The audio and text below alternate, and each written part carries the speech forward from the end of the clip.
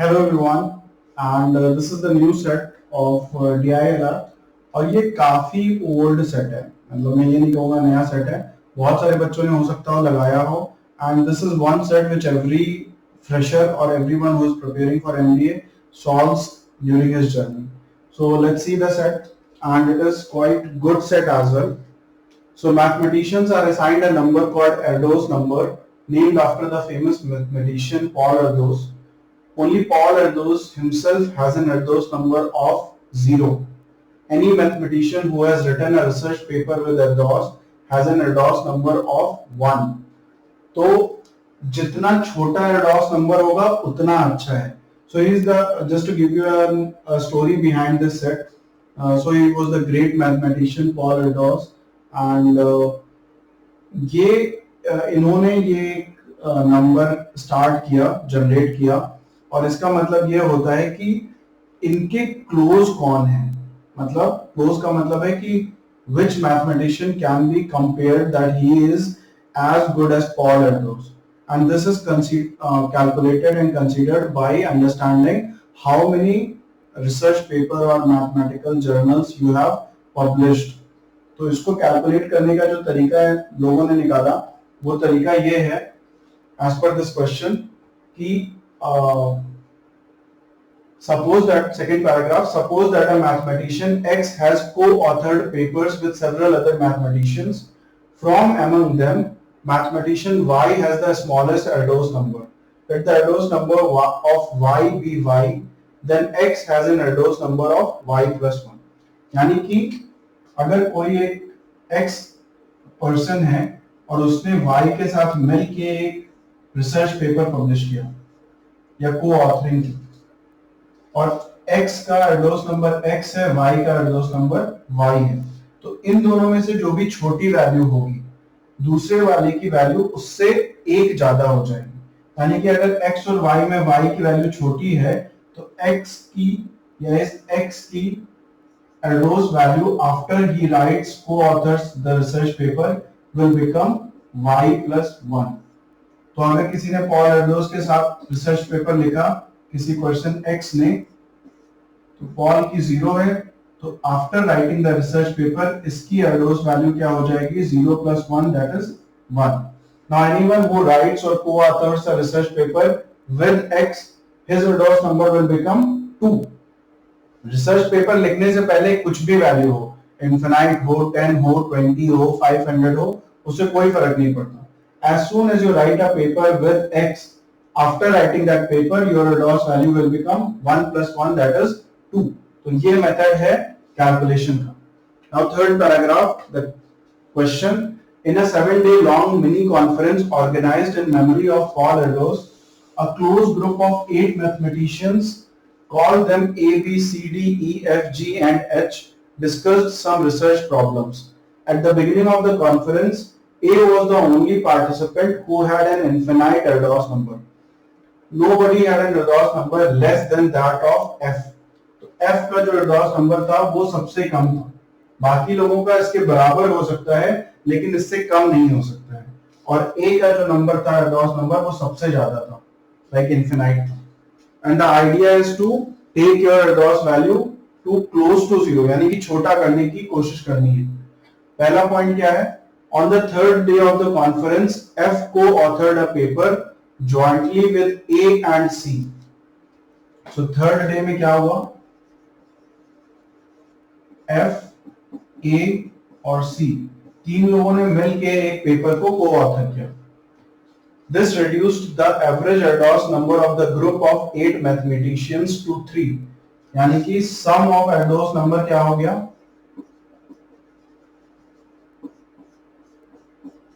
8 into 3, that is 24. क्योंकि 3 average हो गया और 8 लोग थे तो टोटल कितना हो जाएगा? Average into count of observations या number of observations. So that gives us 24 as the sum of Erdős number of these 8 people. The Erdős number of B, D, E, G and H remained unchanged with the writing of this paper. तो इन लोगों ने paper लिखा, B, D, E, G और H ने paper नहीं लिखा है, तो ऑब्वियस सी बात है कि उनकी Erdős वैल्यू चेंज नहीं होगी। अगर ये स्टेटमेंट नहीं भी होता तो भी ये सेल्फ अंडरस्टूड था। Further, no other co-authorship among any three members would have reduced the average adverse number of the group of 8 to as low as 3। यानी कि इसके अलावा हम कोई भी ग्रुप बनाते, अगर हम BGH बना देते या हम FBC बना देते, हम कुछ भी बना देते, तो हमारे ग्रुप की एडवर्स वैल्यू 3 से नीचे नहीं आती, यानी कि 3 से तो ऊपर ही रहती। ठीक है। At the end of the third day, 5 members of this group had identical adverse number, while the other 3 had adverse number distinct from each other। तो 5 लोगों के सेम है और बाकी 3 लोगों के डिस्टिंक्ट है। तो अगर बिफोर द ऑथरशिप X का या after writing this research paper F का एडवर्स वैल्यू अगर X है तो A का X+1 हो जाएगा और C का भी X+1 हो जाएगा, बिकॉज F की सबसे कम थी। तो अगर F की सबसे कम थी तो A और C की X+1 और X+1 हो जाएगी। Now if I write all the alphabets here, A, B, C, D, E, F, G and H. So F is X, A is X+1 and C is X+1. Now few of you might discuss, and ये thought आना चाहिए, अगर नहीं आया तो गलत है, आना चाहिए कि C की एडवर्स वैल्यू भी तो X हो सकती थी, यानी कि beginning of the paper, beginning of this authorship अगर C की भी एडवर्स वैल्यू X ही होती तो वो बढ़ेगी तो है नहीं, तो चेंज किसकी होती, सिर्फ A की होती और A, C और F की दोनों की X ही रहती। ये चीज दिमाग में आ सकती थी। But if you see the question, तो क्वेश्चन में दिया हुआ है पॉइंट नंबर 1 कि अगर इनके अलावा किसी भी लोगों को लेके हम ये ग्रुप बनाते तो एडवर्स वैल्यू 3 से कम नहीं हो सकती थी, यानी कि 3 से ज्यादा ही रहती। तो अगर F और C की वैल्यू सेम होती तो हम FAC जैसे बनाए हैं वैसे ही हम कुछ और ग्रुप भी बना सकते थे, जहां पे हम C, A, D ले लेते या कुछ भी ले लेते। तो इसमें C की भी X थी, इसकी X+1 हो जाती और इसकी भी X+1 हो जाती, F पहले से ही X था, तो अब ग्रुप की जो टोटल वैल्यू है वो और कम हो जाती, 3 से भी कम हो जाती। I hope this is clear कि अगर इन दोनों की वैल्यू सेम है और after writing the research paper अगर दोनों की वैल्यू सेम होती, ये X होता, तो इस ग्रुप की जगह अगर हम कोई दूसरा ग्रुप बनाते, लेट्स से C, A और D, तो after writing the research paper इसकी X होती, इसकी X+1 और D की भी X+1। इन दैट केस हमारे पास ग्रुप की जो वैल्यू होती वो और कम हो जाती, क्योंकि हमने अज्यूम करा कि D की वैल्यू C से तो बड़ी ही है, तो जब C से बड़ी है तो वो X+1 रिड्यूस होके हो गई। और यहाँ पे अगर ऐसा नहीं होता, अगर ये सेम नहीं होता, यहाँ पे let me just do it again for you guys.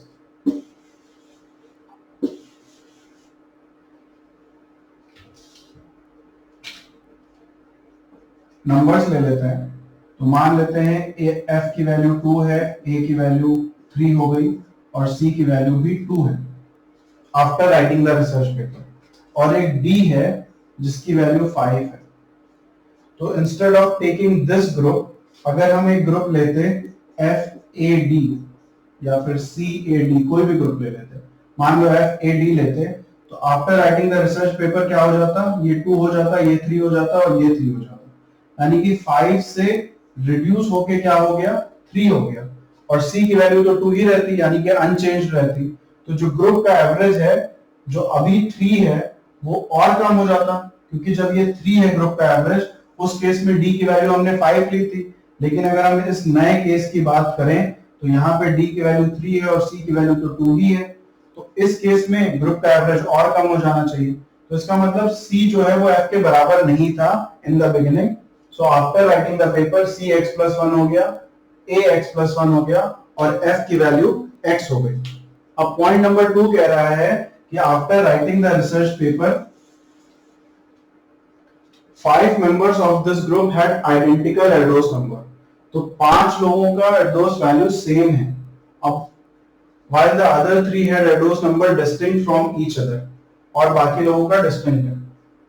तो अगर हमें 5 लोगों का सेम करना है तो हमें इस x प्लस 1 को ही बाकी 3 लोगों को देना पड़ेगा, क्योंकि अगर हम ये कह दें कि ये जो है ये 5 लोगों का नहीं है, इन दैट केस ये डिस्टिंक्ट वाले में तो जा नहीं सकता है, बिकॉज उसमें दिया है कि बाकी 3 लोगों का डिस्टिंक्ट है। तो ये क्योंकि सेम है तो 3 ऐसे लोग होने चाहिए और जिनकी एडोस वैल्यू भी x प्लस 1 हो।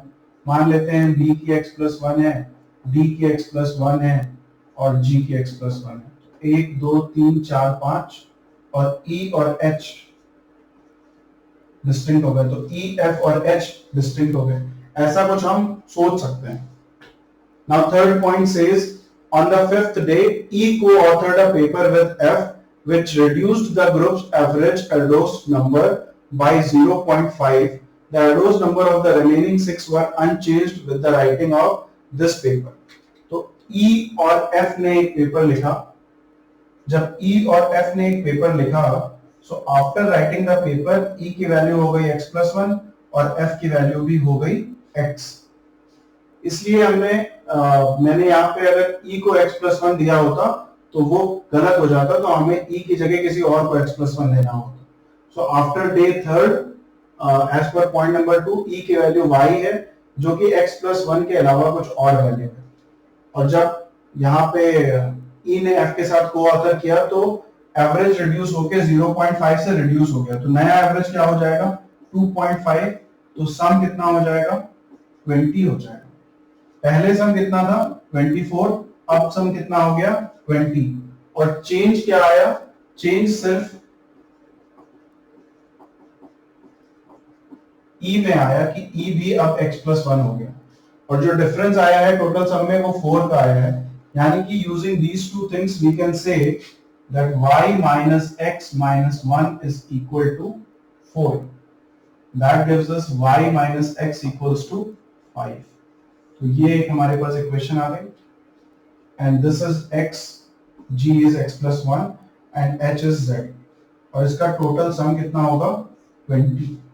So if I add all of them हमें क्या मिलेगा 1 2 3 4 5 6 और ये x 7, that gives us 7x plus 1 2 3 4 5 and 6 plus z is equal to 20। इसको अगर हम लोग सॉल्व करें तो 7x plus z equals to 20 minus 6, that is 14। अब x की वैल्यू हमको रखनी है और z की वैल्यू रखनी है। x को अगर हम 0 रख दें तो z की वैल्यू 14 हो जाएगी। x को हम 0 रख नहीं सकते हैं because that is the value which only Paul Erdos has. तो x 0 तो हो नहीं सकता है, x को 1 रख सकते हैं। In that case z will become 7। x को अगर हम 2 रख देंगे तो z 0 हो जाएगा, which is again not possible. So the only possible value is x equals to 1 and z equals to 7. तो x को अगर हम 1 कर दें तो after day 5 values क्या हो गई 2 2 2 2 2 1 2 and z is 7। और using this equation we can say y की वैल्यू क्या होगी, y minus x equals to 5, x की वैल्यू 1 है तो y की वैल्यू क्या हो गई, y equals to 6। z की वैल्यू हमको पता ही है, तो अब हमें सब कुछ पता है। अब we can go to the questions। Question क्या है, the person having the largest Erdos number at the end of the conference must have had Erdos number at that time। सबसे ज्यादा Erdos number किसका है, h का है, and the value is 7। so the answer to this question will be 7। Question number 2, how many participants in the conference did not change their Erdos number during the conference? किसकी change नहीं हुई है। So we can say that पहला A और C का change हुआ, तो A का भी नहीं हो सकता, C का भी नहीं हो सकता। फिर E ने कॉन्फ्रेंस पेपर लिखा तो E का भी चेंज हुआ। अब किनका नहीं चेंज हुआ, 1 2 3 4 और 5 लोग ऐसे हैं जिनके एडोस नंबर चेंज नहीं हुआ है during the conference. So the answer to this question is 5। Question number 3, the Erdos number of C at the end of the conference was, C का Erdos number at the end of the conference was 2। So the answer to this question is 2। Last one, the Erdos number of E at the beginning of the conference was. So E का Erdos number at the beginning of conference was Y. Y की value क्या है? 6. So answer to this question is 6. So I think सबने कर लिया होगा, and these are the correct answers for this particular set. I hope you enjoyed the explanation and you enjoyed the video as well. Or please keep on liking, sharing, and subscribe to our YouTube channel. Please add as many friends of yours to the Telegram group and Facebook group, because जैसे जैसे लोग बढ़ते जाएंगे हमारा group बढ़ेगा, and we'll get more queries, we'll get more type of questions, we'll be able to create more videos for you guys, and we'll be able to do more kind of events with you. So please keep on doing that. Happy learning, guys. Enjoy your day.